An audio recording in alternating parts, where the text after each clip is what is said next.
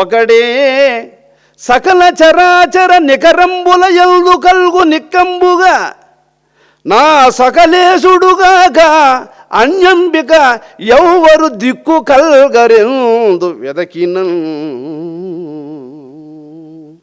ఓ రుక్మిణి, ఈ సమస్త చరాచర జీవుల యందు ఒకే ఒక్క పరమాత్మే నికరంగా ఉన్నాడు.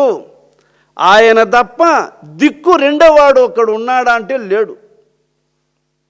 ప్రక్కతోడుగా భగవంతుడు మన చక్రధారి అయి చెంతనేయుండగా.